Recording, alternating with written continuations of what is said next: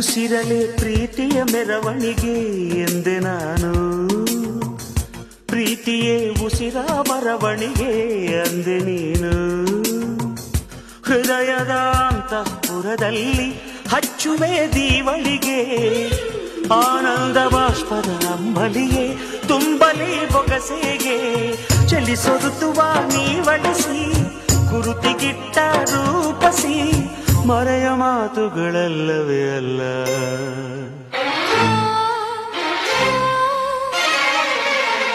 ನಿನ್ನ ವಿನಃ